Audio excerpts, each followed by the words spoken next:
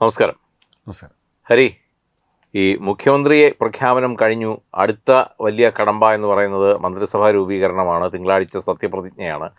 ഇതൊക്കെ ഒരു വശത്ത് നടക്കുമ്പോഴും അപ്പുറത്ത് രണ്ടുപേർ ഇതൊക്കെ കണ്ട് വളരെ നിസ്സംഗതയോടെ ഇതൊക്കെ വീക്ഷിച്ചുകൊണ്ടിരിക്കുന്ന രണ്ട് മഹത് നേതാക്കളെക്കുറിച്ച് നമ്മൾ ഓർക്കാതെ പോകുന്നത് ശരിയല്ല. അതിനു മുമ്പ് എനിക്ക് ഓർമ്മ വരുന്നത് രണ്ട് പഴയ മലയാളം സിനിമകളുടെ പേരാണ്. ഏകദേശം അടുത്തടുത്ത കാലഘട്ടങ്ങളിൽ ഇറങ്ങിയ മലയാള സിനിമാ രംഗത്തെ ആദ്യകാല ഹിറ്റുകളിൽപ്പെട്ട രണ്ട് സിനിമകൾ. ഇത് മുഴുവൻ പറഞ്ഞു കഴിയുമ്പോൾ കേൾക്കുന്ന പ്രേക്ഷകർക്ക് മനസ്സിലാവും ഈ രണ്ട് പേരുകൾക്കും ഈ ഒരു ചർച്ചയുമായി ബന്ധമുണ്ടെന്ന്. ആദ്യത്തേത് കണ്ടം വച്ച കോട്ട്. അതിൻ്റെ അർത്ഥം അറിയാമല്ലോ, കണ്ടം വച്ച് തച്ച് ഉണ്ടാക്കിയ കോട്ട്. ആ കോട്ടാണ് ഒരു എന്താ പറയുന്നത്, ഒരു കോട്ടായി മാറുന്നത്. ഈ കണ്ടം വച്ചതാണത്. രണ്ടാമത്തത് നായർ പിടിച്ച പുലിവാല്. അപ്പോൾ ഈ രണ്ട് പേരുകളും അന്വർത്ഥമാക്കുന്ന കാര്യങ്ങളാണ് ഇപ്പോൾ രാഷ്ട്രീയത്തിൽ, കേരള രാഷ്ട്രീയത്തിന് സമാന്തരമായി ചില സ്ഥലങ്ങളിൽ സംഭവിച്ചുകൊണ്ടിരിക്കുന്നത്. ഇനി നമുക്കതിൻ്റെ വിശദാംശങ്ങളിലേക്ക് വരാം. ഹരി, നമ്മൾ പറഞ്ഞു വന്നത് NSSൻ്റെയും SNDPയുടെയും അവസ്ഥയാണ്. കാര്യം ഈ തെരഞ്ഞെടുപ്പിന് തൊട്ട് മുമ്പ് പിണറായി വിജയന് വലിയ പിന്തുണ നൽകിക്കൊണ്ടാണ് NSS കളം പിടിച്ചത്.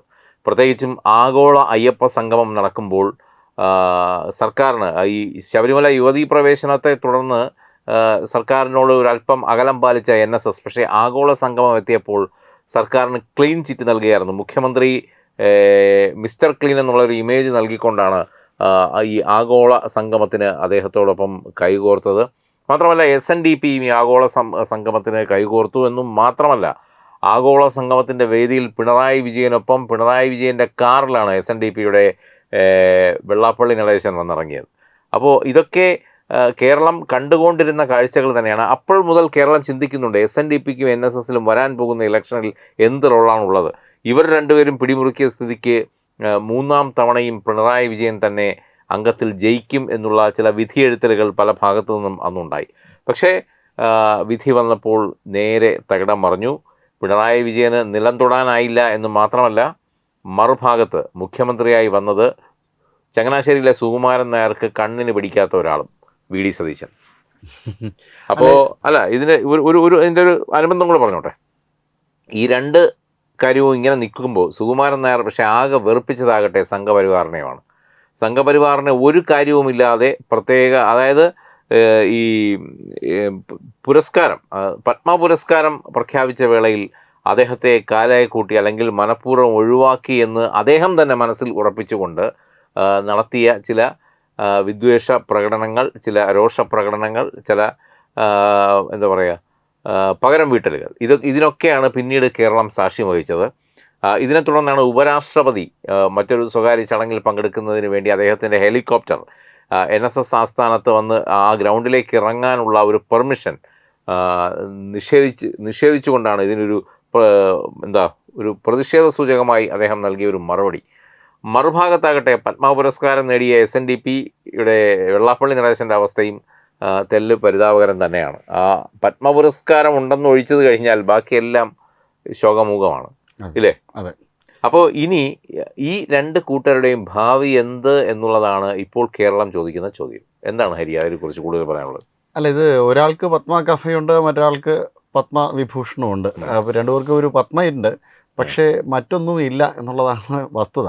NSSന് വളരെ ശക്തിയുള്ള, അതായത് കേരള രാഷ്ട്രീയത്തിൽ വളരെ ശക്തിയുള്ളൊരു പ്രസ്ഥാനമായിരുന്നു NSSൻ്റെ ഒരു പഴയകാല ചരിത്രം നമ്മൾ പരിശോധിച്ച് കഴിഞ്ഞാൽ രണ്ട് പക്ഷത്തെയും, ഇടതുപക്ഷത്തെയും വലതുപക്ഷത്തെയും കണക്കറ്റ രീതിയിൽ ആക്രമിച്ചിട്ടുള്ള ഒരു പ്രസ്ഥാനമാണ്. ഈ ഇടതുപക്ഷത്തെക്കുറിച്ച് മന്നത്ത് പത്മനാഭൻ പറഞ്ഞത്, ഇടതുപക്ഷത്തെ അവരുടെ പിതൃഭൂമിയായ റഷ്യയിലേക്ക് നാട് കടത്തും വരെ എനിക്ക് ഉറക്കമില്ല എന്നാണ്.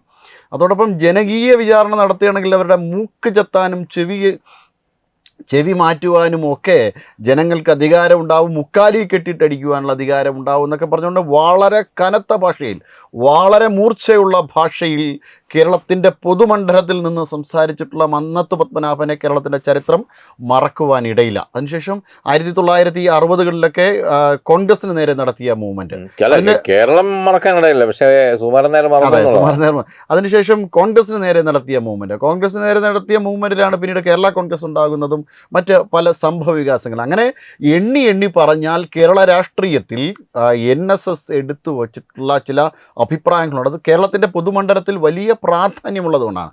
അതിൻ്റെയൊക്കെ പച്ചയിലാണ് ഇപ്പോഴും സുകുമാരൻ നായരൊക്കെ നെഞ്ചും പിരിച്ച് ഇരിക്കുന്നത്. അല്ലാതെ സുകുമാരൻ നായർക്ക് കാര്യമായി യാതൊരു തരത്തിലുള്ള സംഭാവനയും ഇല്ല എന്ന് മാത്രമല്ല അതിനെ കളഞ്ഞു കുളിക്കുകയും കൂടിയായിരുന്നു ചെയ്തത്. ഇപ്പോൾ ഇതാ എങ്ങനെയാണ് തൊടുപുഴയിൽ ലീഗിൻ്റെ ആൾക്കാർ ഈ വെള്ളാപ്പള്ളി നടേശനും NSSനുമെതിരെ മുദ്രാവാക്യം വിളിച്ചപ്പോൾ ചോദിക്കാൻ ഏതെങ്കിലും ഒരു കമ്മ്യൂണിസ്റ്റുകാരനുണ്ടായോ? ചോദിക്കാൻ ഏതെങ്കിലും ഒരു SFIക്കാരനോ അല്ലെങ്കിൽ DYFIക്കാരനോ CPMകാരനോ ഉണ്ടായോ? ആരും തന്നെ ഉണ്ടായില്ല. കാരണം കേരളത്തിൻ്റെ പൊതുമണ്ഡലത്തിൽ അവരത്രയേറെ നിസ്സാരന്മാരാണ് എന്ന് ഒരു വിധിയെഴുത്ത് നടന്നിരിക്കുകയാണ്. ഇത് മൊത്തവും കാൽച്ചുവട്ടിലെ മണ്ണൊലിച്ചു പോകുന്നത് അവർ അറിഞ്ഞതേയില്ല. അവർക്കിനി എന്താണുള്ളത്? കഴിഞ്ഞ 9 വർഷക്കാലത്തെ അധികാരത്തിൽ നിന്ന് മാറി നിൽക്കുന്നതിന് പകരമായിട്ട് സമുദായത്തിന് വേണ്ടി ഭരിക്കുവാൻ പോകുന്ന മുസ്ലിം ലീഗ്, ആ സമുദായത്തിന് വേണ്ടി ഭരിക്കുവാൻ പോകുന്ന മുസ്ലിം ലീഗിൻ്റെ പ്രതിനിധിയായി VD സതീശൻ വന്നിരിക്കുന്നു. 2047 ഭരണം പിടിച്ചെടുക്കുവാൻ വേണ്ടിയിട്ട് നിൽക്കുന്ന SDPI, ഇവർക്ക് മുന്നിൽ എന്ത് സ്ഥാനമാണ് NSSനുള്ളത്? ഒരല്പം ഈ ഒരു ഉളുപ്പുണ്ടായിരുന്നെങ്കിൽ ഇവർ കേരളത്തിൽ അന്ന് മന്നത്ത് പത്മനാഭൻ ഒരു കാര്യം കൂടെ പറഞ്ഞാൽ, മന്നത്ത് പത്മനാഭൻ വിളിച്ചാൽ കേരളത്തിലെ നായർ MLAമാർ മുന്നിലെത്തും. അത്രമാത്രം ഒരു ചങ്കൂറ്റമുണ്ടായിരുന്നു മന്നത്ത് പത്മനാഭന്. മന്നത്ത് പത്മനാഭൻ വിളിച്ചിട്ടും വരാത്ത MLAമാർ പിന്നീട് കേരള നിയമസഭ കണ്ടിട്ടില്ലെന്ന് ബാലകൃഷ്ണപിള്ള പറഞ്ഞിട്ടുണ്ട്. അത്രയേറെ പ്രാധാന്യമുണ്ടായിരുന്നു മന്നത്ത് പത്മനാഭൻ്റെ വാക്കുകൾക്ക്, NSSൻ്റെ പ്രസിഡന്റുമാരുടെ വാക്കുകൾക്ക്, സെക്രട്ടറിമാരുടെ വാക്കുകൾക്ക്. അതിൽ നിന്നൊക്കെ വിഭിന്നമായിട്ടാണ് ഈ സമുദായ സംഘടനകൾ ഇത്രയേറെ. ഇനി ലീഗിൻ്റെ കാല് കഴുകിയാലും വല്ലതും കിട്ടുമോ ഇല്ലയോ എന്നതിനെക്കുറിച്ച് ഇനി ആലോചിക്കാനേ പറ്റുള്ളൂ, അല്ലാതെ ഇപ്പോൾ ഒന്നും ചിന്തിക്കുവാൻ പറ്റില്ല. ഏറെക്കുറെ എല്ലാവരെയും വെറുപ്പിച്ചു. അതിൽ ഏറ്റവും പ്രധാനമായിട്ടും ഹിന്ദുവിനെ എല്ലാ തരത്തിലുള്ള പ്രാധാന്യവും നൽകിക്കൊണ്ട്, അല്ലെങ്കിൽ NSSന് SNDPക്ക് എല്ലാ തരത്തിലുള്ള പ്രാധാന്യവും നൽകിക്കൊണ്ട് മുന്നോട്ട് പോയിക്കൊണ്ടിരുന്ന RSSനെയും BJPയെയും ഇവർ വെറുപ്പിക്കുന്നുണ്ടായിരുന്നു. ഇവർ പൊതുവിൽ ആൾക്കാരെ വെറുപ്പിക്കുവാൻ വേണ്ടി PhD എടുത്തുകൊണ്ടേയിരിക്കുകയായിരുന്നു. അത് BJP ആണെങ്കിലും എന്തൊക്കെ കാര്യങ്ങളാണ് ചെയ്തു കൂട്ടിയത്. പാവം സുരേഷ് ഗോപി, പുഷ്പാർച്ചന നടത്തുവാൻ വന്ന സുരേഷ് ഗോപി അവിടുന്ന് പറഞ്ഞു വിട്ടു. ഉപരാഷ്ട്രപതി വന്നപ്പോൾ അതിന് അനുമതി കൊടുത്തില്ല. പകരം മോദി തിരിച്ച് നല്ല ഒന്നാം തരം പണി കൊടുത്തു. നെഞ്ചത്ത് ചവിട്ടിക്കൊണ്ട് തന്നെ ഒരു വളരെ കൃത്യമായ റോഡ് ഷോയും മറ്റു കാര്യങ്ങളൊക്കെ നടത്തി. ഈ ഒരു ഘട്ടത്തിൽ ഒരു കാര്യം കൂടെ പറയേണ്ടതുണ്ട്. ഇപ്പൊ ചങ്ങനാശ്ശേരിയിലെ പോപ്പ് എന്നൊരു വിളിപ്പേര് അദ്ദേഹത്തിന് ഇവിടുത്തെ മാധ്യമ സുഹൃത്തുക്കൾ ചാർത്തി നൽകിയിട്ടുണ്ട്. കാര്യം വത്തിക്കാനിൽ എങ്ങനെയാണോ പോപ്പ് ചില കാര്യങ്ങൾ തീരുമാനിക്കുന്നത് അതുപോലെയാണ് ഇവിടത്തെയും കാര്യങ്ങൾ എന്നുള്ള രീതിക്കാണ്. പക്ഷേ ഇവിടുത്തെ പോപ്പിന് ഈ വത്തിക്കാനിലെ പോപ്പിന് ഇല്ലാത്ത അഡീഷണൽ ചില സവിശേഷതകൾ കൂടി പാമാറി കായാക്കുമോ എന്നാണ് പേടി. അതെ.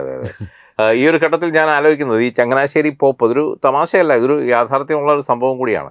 ചങ്ങനാശ്ശേരി പോപ്പ് എന്ന മാധ്യമങ്ങൾ ഇത്തരം വാർത്തകൾ നിറഞ്ഞു നിൽക്കുന്ന ഒരു സമയത്താണ് ഇതിനു മുമ്പ് ഇതുപോലത്തെ ഒരു ഘട്ടത്തിൽ മറ്റൊരു മാധ്യമപ്രവർത്തകൻ, പലപ്പോഴും നമ്മളെ തത്വമയുമായി ബന്ധപ്പെട്ടൊക്കെ അദ്ദേഹം ചർച്ചകളിലൊക്കെ വരാറുള്ള രഞ്ജിത്ത് ഗോപാലകൃഷ്ണൻ, അദ്ദേഹം എഴുതിയൊരു ലേഖനം ഉണ്ടായിരുന്നു പണ്ട് സുകുമാരൻ നായരുടെ ഈ ചെയ്തികൾ അതിര് കടന്നപ്പോൾ. അതിൻ്റെ ടൈറ്റിൽ ചങ്ങനാശ്ശേരിയിലെ ചാന്തുപൊട്ടെന്നായിരുന്നു. അപ്പോൾ അങ്ങനെയും ഒരു വിളിപ്പേര് അദ്ദേഹത്തിന് കിട്ടിയിട്ടുണ്ട് പല ഘട്ടങ്ങളിൽ. ഇപ്പോൾ എന്തായാലും ഇതൊക്കെ നമുക്ക് കുത്തിപ്പൊക്കലിൻ്റെ കാലം കൂടിയാണല്ലോ അല്ലേ സോഷ്യൽ മീഡിയയിൽ.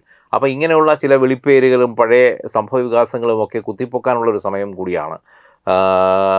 ഈ തെരഞ്ഞെടുപ്പ് ഫലം വന്നു, UDF മികച്ച നേട്ടം കൊയ്തു, UDF അധികാരത്തിലേക്ക് എത്തി. 10 ദിവസം വൈകിട്ടാണെങ്കിലും ഒടുവിൽ മുഖ്യമന്ത്രിയായിരിക്കുന്നു. പിണറായി വിജയൻ പ്രതിപക്ഷ സ്ഥാനത്തേക്ക് തന്നെ വരുന്നു. ഇതെല്ലാം ആയിക്കഴിഞ്ഞിട്ടും ഒട്ടും ഒരു സന്തോഷമില്ലാത്ത 2 കേന്ദ്രങ്ങൾ കണിച്ചുകുളങ്ങരയിലെ വെള്ളാപ്പള്ളിയുടെ വീടും അതുപോലെ ചങ്ങനാശ്ശേരിയിലെ NSS ആസ്ഥാനവുമാണ്. ഈ രണ്ടിടത്തും വലിയ ഒരു മുഖപ്രസാദമില്ല. അല്ല, പ്രസാദം വേണ്ടിയിട്ട് പ്രസാദത്തിൻ്റെ ഉള്ള കാര്യങ്ങളെല്ലാം അവരുടെ ഈശ്വരൻ പോയല്ലോ. പിണറായി ഈശ്വരനായിരുന്നു, പിണറായി ഭഗവാനായിരുന്നു അവർക്കുണ്ടായിരുന്നത്. ഇപ്പോൾ പാകിസ്ഥാനിലൊക്കെ ഈ അസിം മുനീറിനും മറിയം നവാസിനും ഒക്കെ വേണ്ടിയിട്ട് ഈ സ്കൂളുകളിൽ അവരെ പ്രാർത്ഥനകളിൽ സ്കൂളുകളിൽ ഉൾപ്പെടുത്തിയിട്ടുണ്ട്. അതുപോലെ ഈ പിണറായി വിജയൻ നിരന്തരം പൂജാമുറിയിൽ എവർ പോയി പ്രാർത്ഥിക്കുന്നത് എനിക്ക് തോന്നുന്നു ഇവിടുന്ന് ഫോട്ടോയൊക്കെ എടുത്ത് മാറ്റിയിട്ട് പിണറായി വിജയൻ്റെ ഫോട്ടോ വെച്ചിട്ടാണ് സുകുമാരൻ നായർ പ്രാർത്ഥിക്കുന്നതെന്ന് പോലും തോന്നി. അത്തരത്തിലുള്ള അഭിപ്രായ പ്രകടനങ്ങളായിരുന്നു ഇവരുടെ നാവിൻ തുമ്പിൽ നിന്ന് വന്നുകൊണ്ടേയിരുന്നത്. ആ രീതിയിൽ അധപ്പതിച്ച NSSന് വളരെ കൃത്യമായി ആ സമയത്തിന് എന്തെങ്കിലുമൊക്കെ ഈ നാട്ടിലെ ഹൈന്ദവ സമൂഹത്തിന്, ഈ നാട്ടിലെ നായർ സമൂഹത്തിന് എന്തെങ്കിലുമൊക്കെ ചെയ്തു കൊടുത്തിരുന്നുവെങ്കിൽ ഇനിയിപ്പോൾ ഈ NSSന്റെ ഒരു രാഷ്ട്രീയ പ്രസക്തി എന്ത് എന്നുള്ളത് വലിയൊരു ചോദ്യമായി മാറുകയാണ്. നാളിതുവരെ ഇവിടുത്തെ തെരഞ്ഞെടുപ്പിൻ്റെ ഒരു ഭാഗതയെ നിർണ്ണയിക്കുന്നതിൽ വലിയ പങ്ക് വഹിച്ചിരുന്ന രണ്ട് സമുദായ സംഘടനകളാണ് NSSും SNDPയും. അപ്പോൾ ഇനി ഒരു പക്ഷേ അടുത്ത തെരഞ്ഞെടുപ്പിലേക്കൊക്കെ എത്തുമ്പോൾ ഇവരുടെ സഹായം ഇല്ലെങ്കിലും രാഷ്ട്രീയ പാർട്ടികൾക്ക് തെരഞ്ഞെടുപ്പിനെ അഭിമുഖീകരിക്കാം, അവർ കയറി പൊക്കോളും എന്നുള്ളൊരു അങ്ങനെ ഒരു എന്തു പറയാം തത്വത്തിൽ അങ്ങനെ ഒരു നിലപാട് ഇവിടെ പല രാഷ്ട്രീയ പാർട്ടികളും കൈക്കൊണ്ടെന്നിരിക്കാം. ആ ഒരു ഘട്ടത്തിലേക്കുള്ളൊരു പരിണാമം കൂടിയാണ് ഈ ഒരു സമയം. അല്ല, ഇത് സത്യത്തിൽ ഇവർ പറയുന്ന സമദൂരം എന്നത് ഒരു ശരിദൂരമൊന്നുമല്ല. സമദൂരം എന്ന് കഴിഞ്ഞാൽ ഇവർക്ക് പ്രത്യേകിച്ചൊന്നും പറയാനില്ലാത്തത് കൊണ്ടും നായർ സമൂഹത്തിൽ പെടുന്ന ആൾക്കാർ ആ ഒരു ന്യായത്തിന് വേണ്ടിയിട്ടാണെങ്കിലും കൂടെ നിൽക്കില്ല, അല്ലെങ്കിൽ ഇവർ പറയുന്നതിൽ മണ്ടത്തരമുണ്ട് എന്ന് ഇവർക്ക് കൃത്യമായിട്ട് മനസ്സിലാകുന്നത് കൊണ്ടും ആണ് ഈ സമദൂരം എന്ന് പറയുന്നത്. കാരണം സമദൂരം എന്ന് പറഞ്ഞു കഴിഞ്ഞാൽ ഓക്കെ, നമ്മൾ രണ്ടുപേരുടെ കൂട്ടയും ഉണ്ടായിരുന്നു, അല്ലാതെ ശരിയായൊരു പൊളിറ്റിക്കൽ ഒരു രാഷ്ട്രീയ നിലപാട് എടുത്തുകൊണ്ട് ഞങ്ങൾ ഇന്നതിന് വേണ്ടിയിട്ടാണ്, നിങ്ങൾ ആരാണ് ഞങ്ങൾക്കൊപ്പം വരുന്നത്, അവർക്കൊപ്പം ഞങ്ങൾ നിൽക്കും എന്ന് പറഞ്ഞുകൊണ്ട് മുന്നോട്ട് വരുവാനായിട്ട് NSSന് സാധ്യമല്ല, NSSന് സാധിക്കുന്നില്ല. അങ്ങനെ സാധിക്കാത്തിടത്തോളം ഈ പൊതുമണ്ഡലത്തിൽ, കേരളത്തിൻ്റെ പൊതുരാഷ്ട്രീയ മണ്ഡലത്തിൽ ഇവർ അപ്രസക്തരായി മാറിക്കൊണ്ടേയിരിക്കും. അത് ഇന്നും ഇന്നലെയും തുടങ്ങിയ കളിയല്ല. ഈ സുകുമാരൻ നായരൊക്കെ അധികാരത്തിൽ കയറിയതിന് ശേഷം ഉണ്ടായ വലിയ മാറ്റമാണ്. അതുകൊണ്ട് സ്വയം NSS ഇപ്പോൾ ഒരു ഭരണമാറ്റത്തിന് അല്ലെങ്കിൽ സെക്രട്ടറി ഒന്ന് മാറിക്കൊടുത്ത് ഏതെങ്കിലും കഴിവുള്ള ആൾക്കാരെ അവിടെ പിടിച്ചിരുത്തിയില്ല എങ്കിൽ ഈ പ്രസ്ഥാനം എന്നേക്കുമായി വിസ്മൃതിയിലേക്ക് പോകും. അതേ ഇപ്പം ഏറ്റവും കൂടുതൽ ബാധിക്കാൻ പോകുന്നത് ഈ അടുത്ത കാലത്തെങ്ങും ഈ പറഞ്ഞതുപോലെ രാഷ്ട്രീയത്തിൻ്റെ ആഹ്വാനങ്ങളുമായി, പ്രഖ്യാപനങ്ങളുമായി പെരുന്നയിൽ നിന്നും കണിച്ചുകുളങ്ങരയിൽ നിന്നും രണ്ട് നേതാക്കളും ഇറങ്ങേണ്ടതായിട്ടില്ല. ഇപ്പോൾ നമ്മൾ പെരുന്നയിൽ ചെല്ലുകയാണെങ്കിൽ നമുക്ക് കാണാം റോഡിൻ്റെ രണ്ട് സൈഡിലും NSSൻ്റെതായ ഒട്ടനവധി സ്ഥാപനങ്ങളുണ്ട്. ഒരു പ്രിൻറ്റിംഗ് പ്രസ് ഉണ്ട്, തൊട്ടപ്പുറത്തൊരു വലിയ കൺവെൻഷൻ സെൻ്ററുണ്ട്, ഇപ്പുറത്ത് കോളേജുണ്ട്. അപ്പം സുകുമാരൻ നായർക്ക് ഇതിൻ്റെ എല്ലാം കാര്യങ്ങൾ നോക്കി നടത്തി മുന്നോട്ട് ഒരു അല്ലലുമില്ലാതെ പോകാൻ പറ്റും. അങ്ങനെ ഒരു ട്രാക്കുണ്ട്. അപ്പം മറ്റ് രാഷ്ട്രീയ കാര്യങ്ങളിലൊന്നും ഇടപെടാതിരുന്നാൽ മതി. ഇതുപോലെ തന്നെയാണ് വെള്ളാപ്പള്ളി നടേശൻ്റെ കാര്യവും. അദ്ദേഹവും ഈ പിണറായിയെ ആവശ്യമില്ലാതെ മൂട് താങ്ങാൻ പോയി ഇപ്പം ഉള്ള അടിവേരും മൂടും എല്ലാം കൂടെ ഇളകിയ അവസ്ഥയിലാണ് അദ്ദേഹവും. അല്ല, ആരും മൈൻഡാക്കുന്നില്ല. ഇവരെ സംബന്ധിച്ച് ഇവർ അപ്രസക്തമായി മാറിക്കഴിഞ്ഞു. ഇവരാരും തന്നെ മൈൻഡാക്കുന്നില്ല. VD സതീശൻ മൈൻഡാക്കുന്നില്ല. ഇനി സത്യപ്രതിജ്ഞയ്ക്ക് VD സതീശൻ നാട് മൊത്തം നടന്ന ആൾക്കാരെ കാണുന്നുണ്ട്. അല്ല, VD സതീശൻ്റെ മനസ്സിൽ സമുദായ സംഘടന എന്ന് പറയുന്നത് ഇവിടെ എങ്ങുമല്ല, അതങ്ങ് നേരെ മലപ്പുറത്താണ്.